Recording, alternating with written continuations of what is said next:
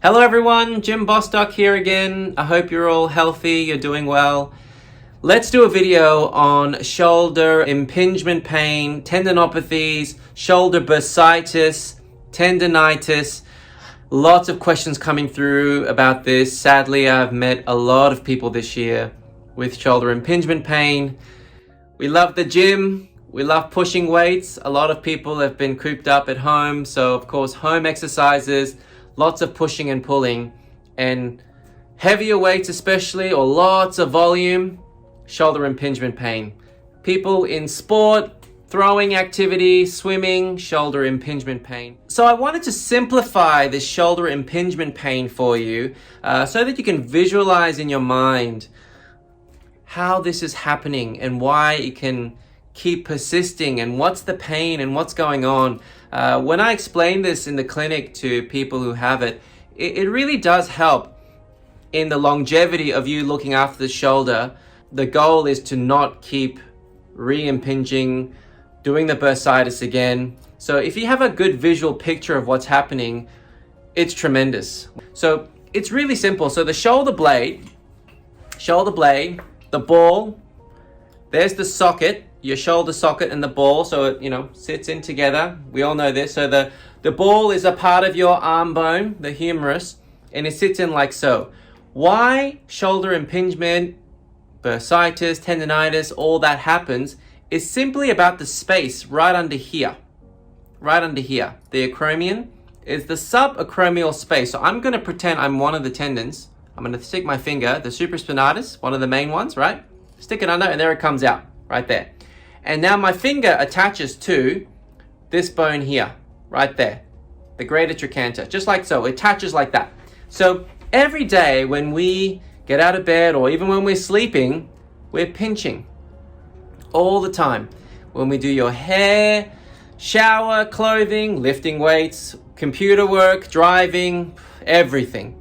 We are lifting our arm up. As soon as we lift our arm up, we are pinching tendons, we are pinching bursas all the time. So how come it hurts and then suddenly it disappears and then it can hurt again? So then how come you can develop this bursitis, tendinitis, or tendon tears and so on? What's happening? So essentially, keep it really simple. The soft tissue sitting between the two bones, you got your bursas, you've got your tendons and so on, you've got your capsule, shoulder capsule.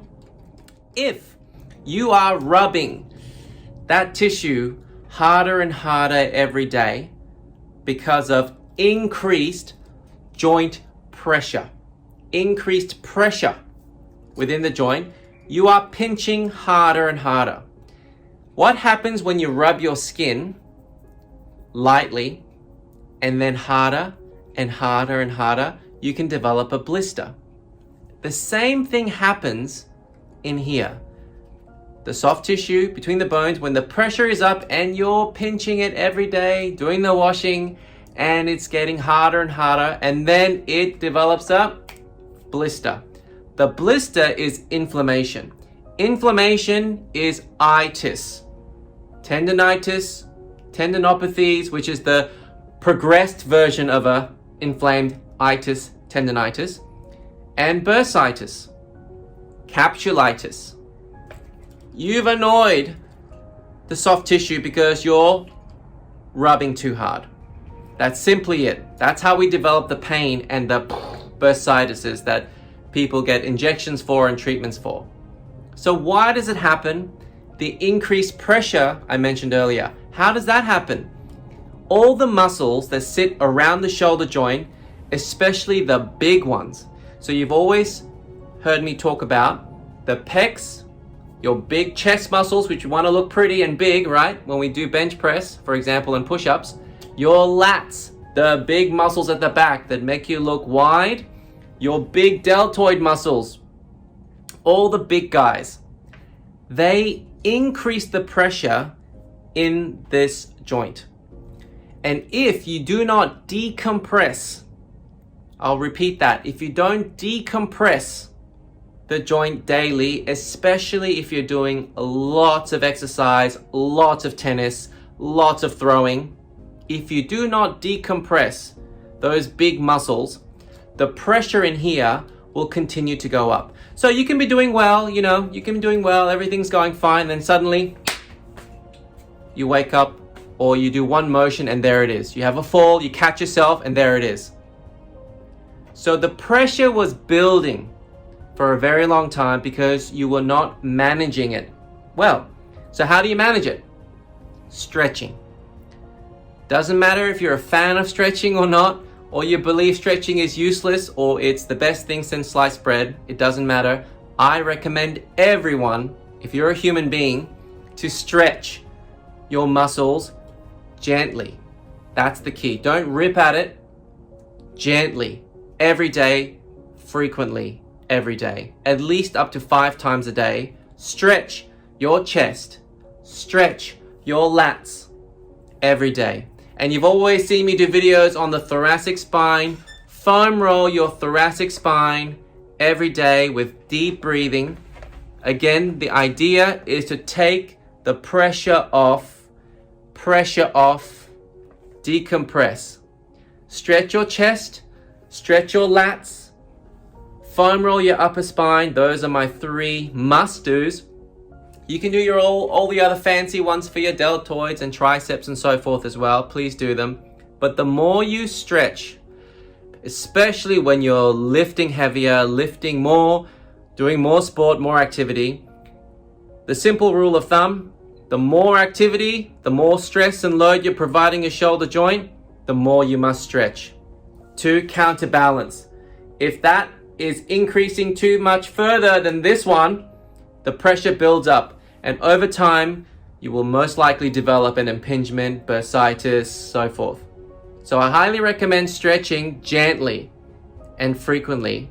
That's the key. Do it while you're talking on the phone. So that's it, everyone. Simply, it's all about the soft tissue in this space. We are pinching it every day. It's normal. However, when the pressure goes up in the shoulder, this ball in the socket becomes tighter, tightens up. The space under here, the subacromial space, becomes tighter and more compressed because we are not decompressing it enough with stretching.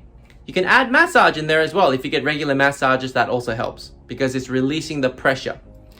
And when that subacromial space gets too compressed, the pinching is harder, you develop a blister, and the blister is inflammation, and that's when the pain begins. If you just continue the fun without doing the right things, the blister eventually hardens. And that's what we see, like a blister on our finger from lifting weights too much. Initially it hurts and then it hardens up. The same thing can happen in here. You develop calcified tendons, scar tissues that you keep annoying down the track if you don't manage the joint pressure with stretching. And that's why people can get repetitive impingement pains and problems, if that makes sense. And that is also why, to finish off this video, people who get injections, cortisone injections into this area, it used to work, Jim, but then suddenly it's not working. I've had 3 injections and my pain is still there. What's going on? It used to work many years ago. I always just say to everyone, keep it simple. The pressure in your shoulder is still too high. And hence, now, even when the injection goes in, the space is so tight and compressed, the medication just doesn't work as well, or it's not getting to the right places.